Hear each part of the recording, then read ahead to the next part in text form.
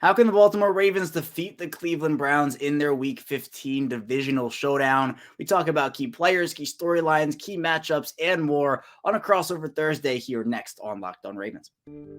You are Locked On Ravens, your daily Baltimore Ravens podcast, part of the Locked On Podcast Network, your team every day.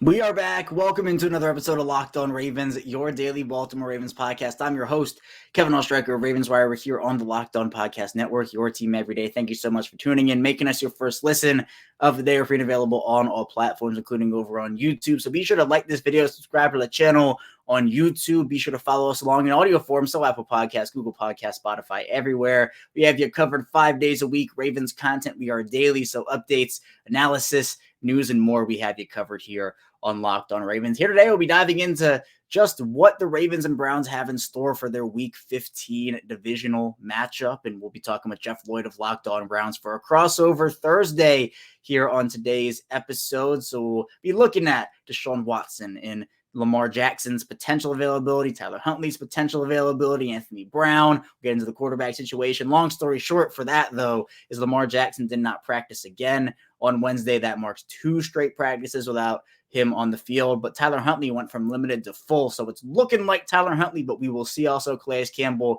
wins AFC Special Teams Player of the Week for his blocked field goal. Again, saving 3 points in a 2-point win. I think that's very deserved, so congratulations to Calais Campbell, and big appreciation for Calais Campbell over here on this show. But without any further ado, let's now dive into Crossover Thursday with Jeff Lloyd of Locked On Browns. Welcome into a crossover edition of both Locked On Ravens and Locked On Browns. I'm Kevin Oestreicher of Locked On Ravens.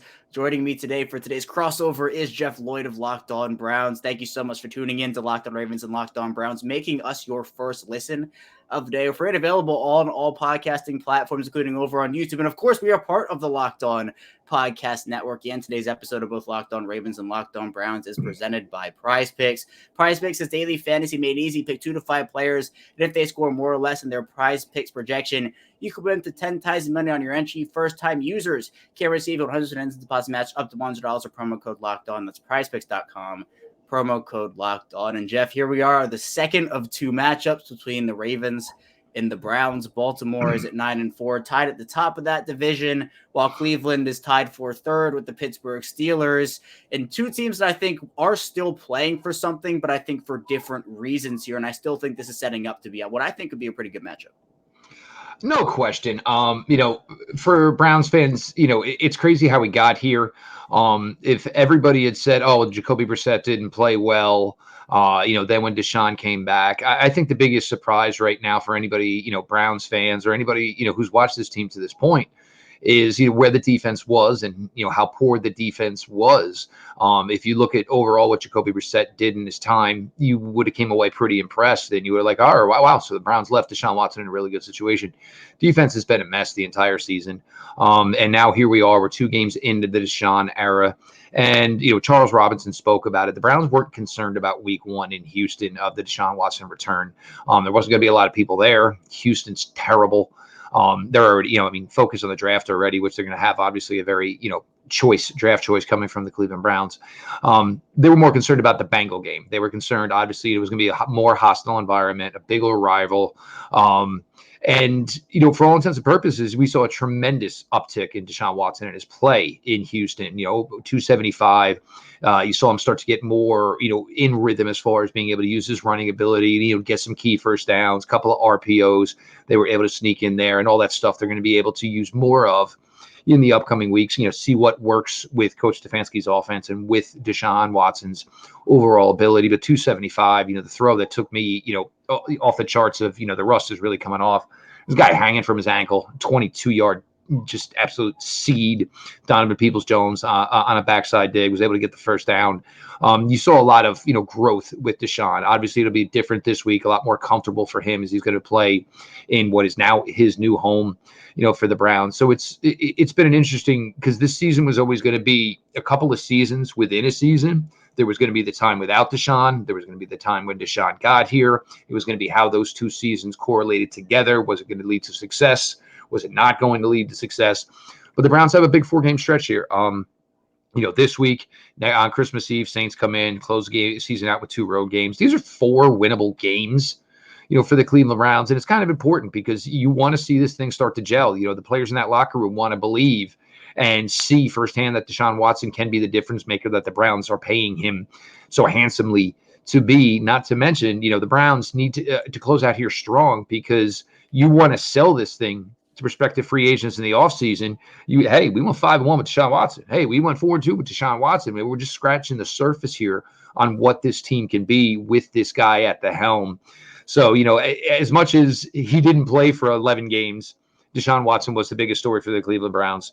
The biggest story still remains. It's Deshaun Watson and, how he'll play out this string. Can he put together some wins? Everybody's excited Saturday. Everybody excited the following Saturday, final 2 Browns home games, getting to see their guy. It's been a tough season. They understand that, playoffs are, about as close as a lottery ticket probably. But they want to see their guy and they want to see him firsthand. And, he goes out there, gives a good showing Saturday in First Energy. Place will be electric. Fans will be electric.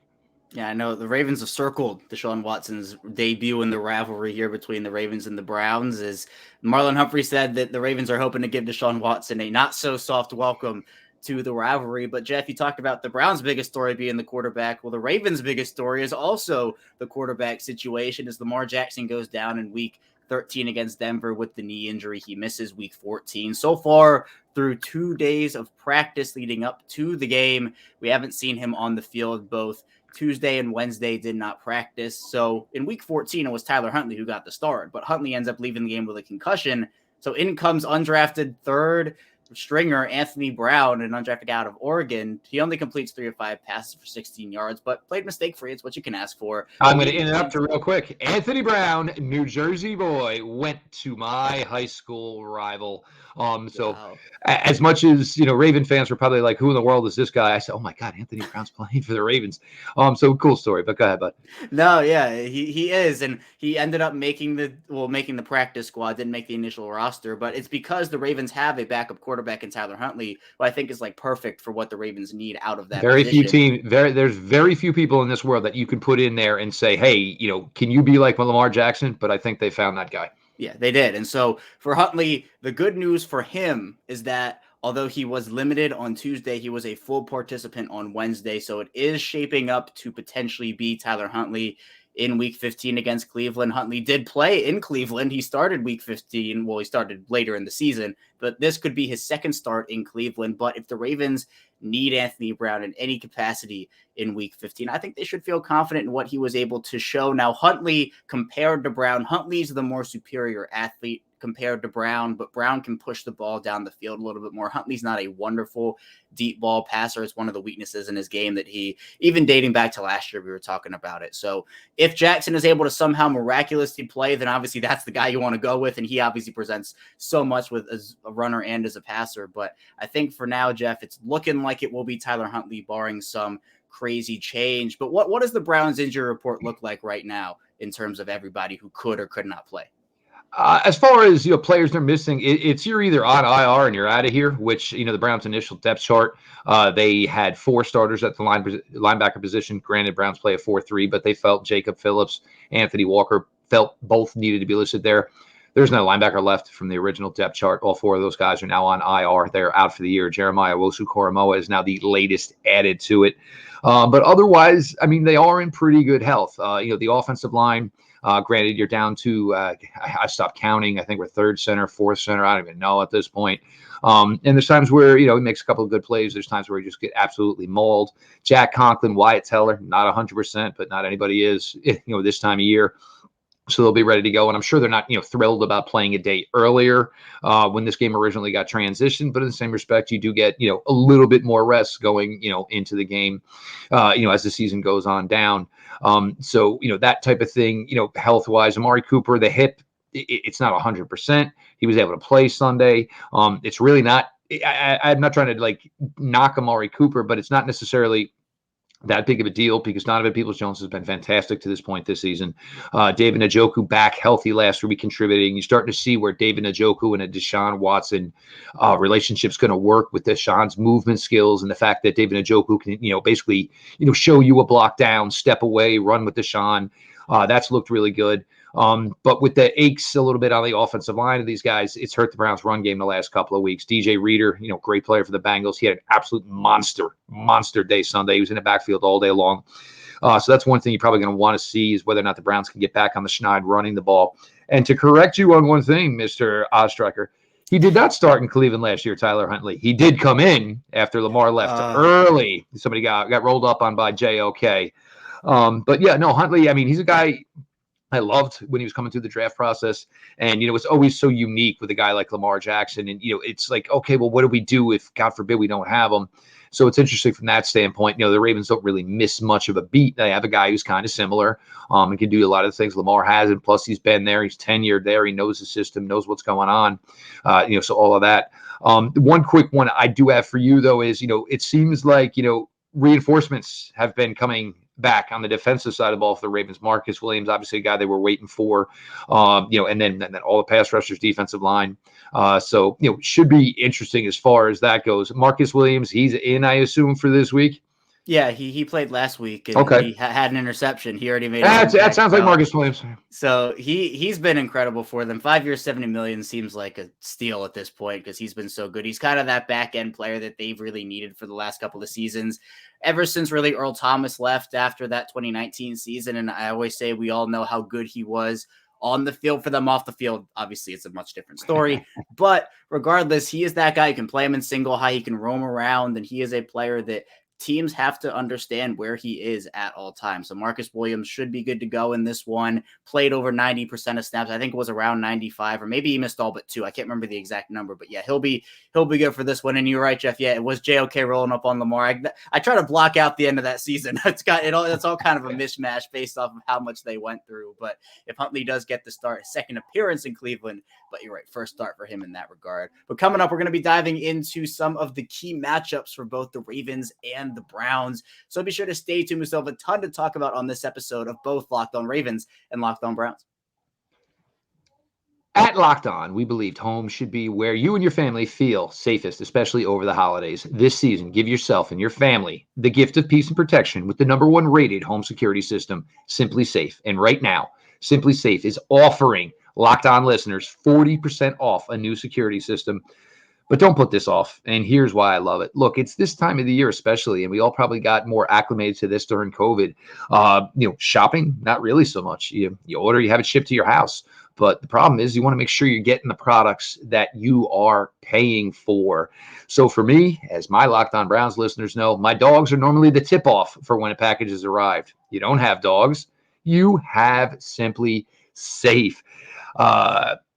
SimpliSafe was named the best home security system of 2022 by U.S. News and World Report for a third year in a row.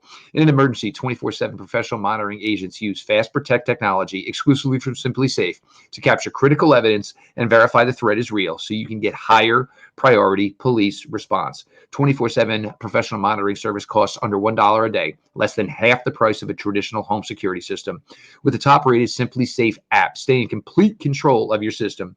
Arm or disarm, unlock for a guest, access your cameras, or adjust system settings anytime, anywhere.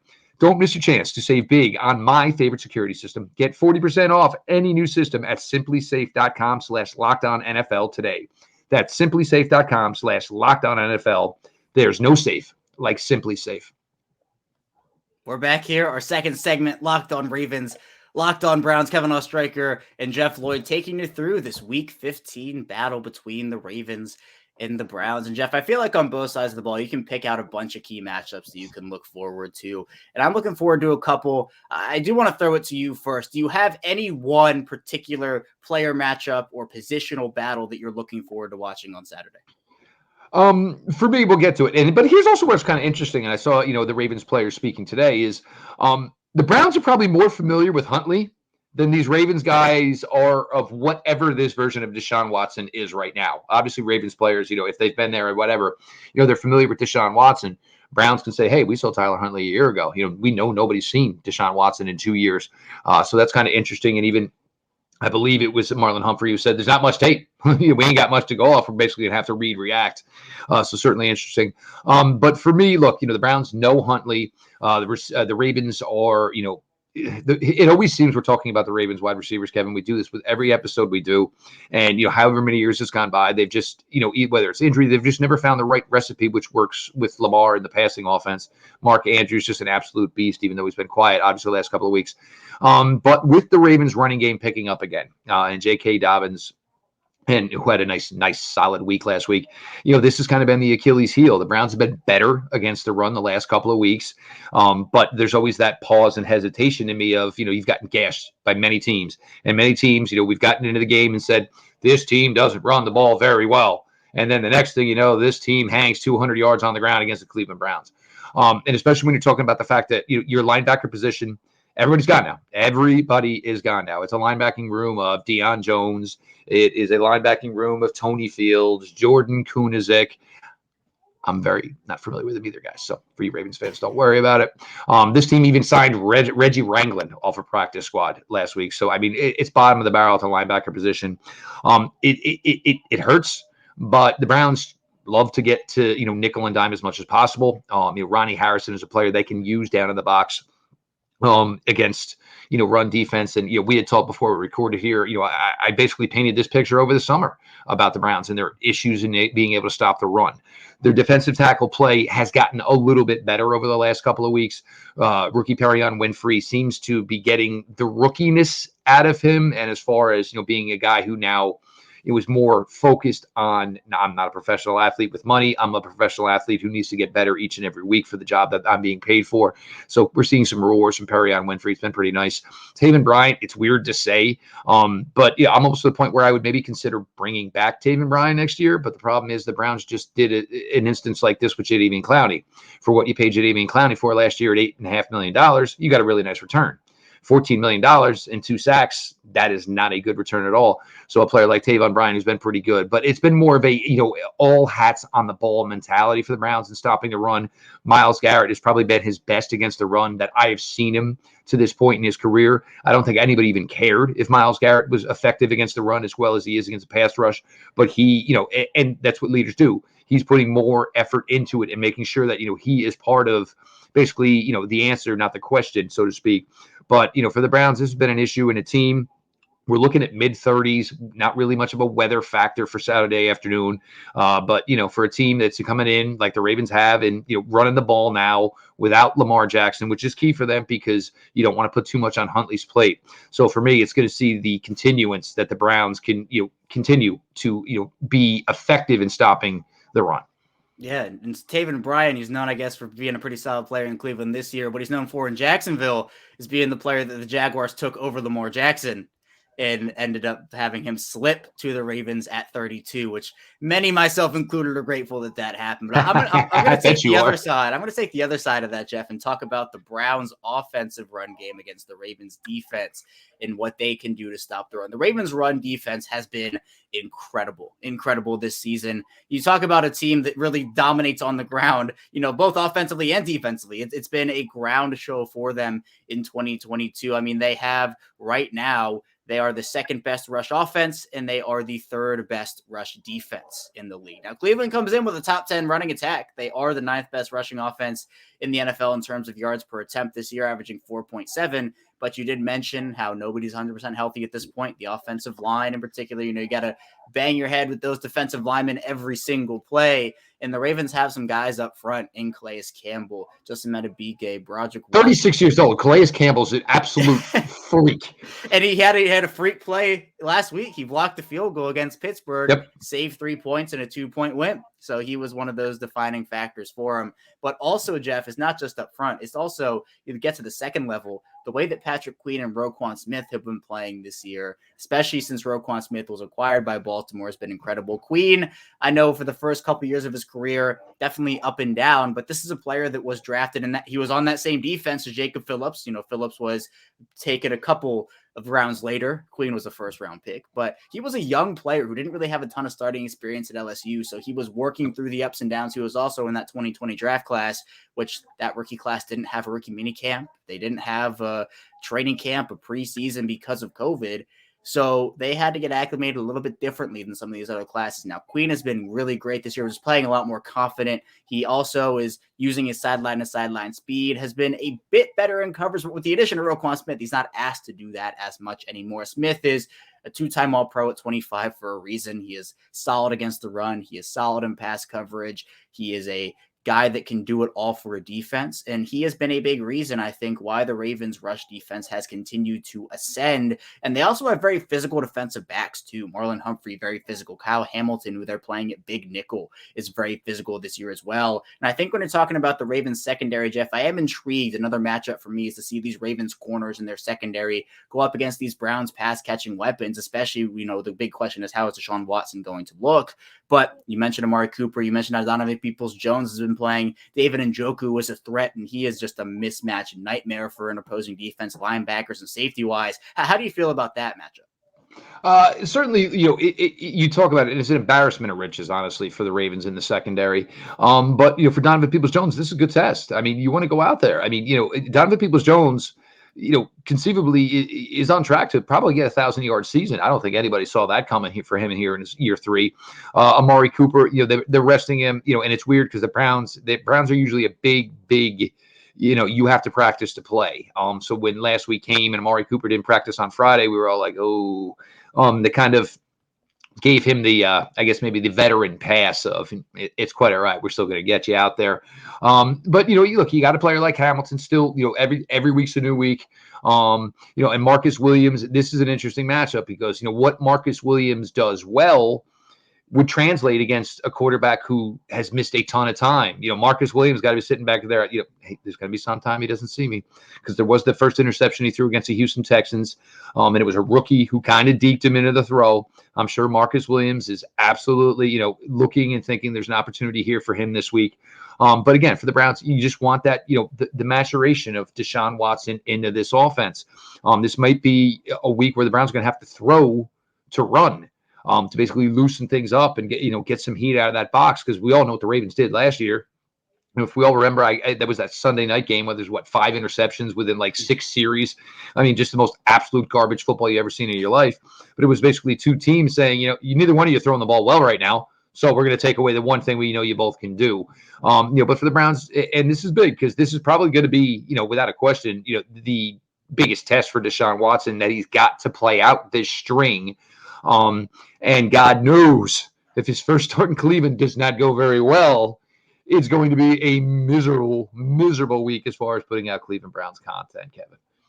Yeah, the winning cures everything, as people say. So the wins, they are very nice. The losses, you wish they didn't happen. And then the content, you got to kind of weather that storm. But coming up, we're going to be diving into predictions for this game. We'll be giving our final thoughts on the matchup as well between Baltimore and Cleveland in Week 15. So be sure to stay tuned. We still have a lot to talk about here on both Locked On Ravens and Locked On Browns. But first, this episode is sponsored by BetOnline, and BetOnline.net is your number one source for sports betting info, stats, news, and analysis. You can get the latest odds and trends for every professional and amateur league out there, from pro football to college bowl season to basketball and even the World Cup. They've got it all over at BetOnline.net. So for me, who is a Denver Nuggets guy, they do play. So we're recording this here on Wednesday night. They play tonight, so I might be heading over to BetOnline to look at some of those props. But if you love sports podcasts, you can even find those at BetOnline as well. They're always the fastest and easiest way to get your betting info. Head to the website today. Use your mobile device to learn more. BetOnline, where the game starts. And I have a very important message. You're hanging out with some friends and you're putting back a few drinks if it becomes a few too many. And as the evening comes to an end and people start to head out, you think of calling for a ride, but you live nearby. You can make it home okay. It's no big deal. What are the odds you get pulled over anyway? And even so, what's the worst that can happen? Your insurance goes up, or maybe you lose your license, or even your job, or you total your car, or you might even kill someone. Everyone knows about the risks of driving drunk. The results are tragic and often deadly. However, that still doesn't stop everyone from getting behind the wheel while under the influence. That's why police officers are out there right now looking for impaired drivers on our roads to save lives. So if you think you're okay to drive after a few drinks, think again, play it safe, and plan ahead to get it right. It only takes one mistake to change your life or someone else's forever. Drive sober or get pulled over. We're back, rounding out Locked On Ravens and Locked On Browns here. Kevin Oestreicher still with Jeff Lloyd. And Jeff, this is a game, again, these divisional matchups, you never know. You never know what's going to happen, especially AFC North football. Baltimore's undefeated in the division this year at 3-0. They'll be looking to extend that to 4-0. Cleveland, again, they're a team that has a lot of talent on their roster, but can they put it together? What will Deshaun Watson look like? So week 15, this is in Cleveland. It's on a Saturday, so you mentioned they have one less day to prepare and get everybody ready for it. How do you see this one going? I think the Browns could pull this out. I mean, if you told me this was a normal Browns-Ravens game and it was Lamar Jackson, I'd tell you there's probably no shot here. But with it being Tyler Huntley, and the Browns do have the advantage of knowing Huntley and obviously have played against him, I think the team is going to show up here. There's going to certainly be a jazz in that building for Deshaun's home opener, because technically it's Deshaun's home opener for Cleveland. I'm sure he's going to be geeked up. And the thing with Lamar is, with Deshaun is he's not a guy that gets geeked up and it causes issues for him. You know what I'm saying? Some guys that get too fired up, ball rides a little high. But if I see the continuation from Deshaun Watson that I saw from week 1 in Houston to week 2 in Cincinnati, I think there's, a real solid chance here the Browns should probably pull this game out. Lamar not being available, it doesn't really destroy the Ravens because you still have that second matchup with the Bengals. So essentially the Ravens would still control their own destiny in that regard. So that's key for them. And that's probably a reason why they're going to try to get, wait till Lamar is as close to 100% as possible when coming back. And a lot of talk has been about the Browns, running game suffering. So the question is going to be, will they be able to get that back on track, or will they maybe kind of put it on ice and just say, hey, we paid this guy $238 million guaranteed. These are the games he's supposed to win. So all of that being said, I think the Browns can pull this out. And, I'll just kind of close with, my God, I will lose my mind if I see Jacoby Brissett take this field in any way possible whatsoever. Yeah, there's a lot that I feel like the Ravens, there are a lot of ways I'll say I think the Ravens can win this game. There are also ways the Ravens can lose it. Before the season started, I had this as a loss for the Ravens, but with the injuries the Browns have suffered, especially on their defense, the linebackers and the way the Ravens ran the football in week 14 against the Pittsburgh run defense that was top 10 in the league before that week. And everybody knew it was coming the entire game. Pittsburgh knew it. Baltimore knew it. The fans knew it. The coaches knew it. Everybody knew it. And the Pittsburgh Steelers could not stop the Ravens ground game. So I think that's the key for them. I also think the Ravens have to be better in the red zone. First of all, if Baltimore cannot punch in the ball into the end zone, if they get down to the Cleveland 20, to the Cleveland 10, and they continue to trade touchdowns for field goals, that is not a recipe for success. Also, the Ravens have struggled on third down over the past couple of weeks on offense. They went 3 of 13 in week 13, and then they went 4 of 13 in week 14. So hopefully they don't just go 5 of 13. Hopefully they're able to get maybe 50%, 66% there. I'm going to say it's a close Ravens win. I think there are ways Baltimore can lose it, but I just think that going 4-0 in the division is just so good for them, especially considering Cincinnati right now is 2-3. So I'm going to say, if I had to give a final score, I'll go 27-21 Ravens. Do you have a score you have in mind, or you just think it's going to be a close game? I think, something of the 20-13 route, I think, is going to be the case. If the Browns are able to pull this out, I think that's going to be the case, because I do think there is going to be, a disadvantage for Huntley coming into this road start in Cleveland. And it's kind of like, wow, did anybody ever think that, when Deshaun finally got his first home start, and it was going to be the Baltimore Ravens, that we'd be talking about this game with Tyler Huntley being the quarterback? We figured this was going to be this first of maybe, 10, 12 epic matchups between Deshaun Watson and Lamar Jackson. Those days are going to have to wait, obviously. Certainly, as changes, with Lamar being out, most likely are amongst us. But I think Huntley's walking into a real tough venue. It's going to be a real tough crowd. A lot, Browns fans aren't used to Saturdays, so I'm sure they'll be just as fired up on Saturday as they would be on Sunday. But they want to see the way this is all going to unfold. They're going to be excited. They're going to be there early. The Muni lot is going to be a mess, as it always is. But that place is going to be packed, and everybody is going to be ready. And the question is Deshaun Watson going to be? Yeah. Did you like the Saturday change? Did you prefer that to Sunday?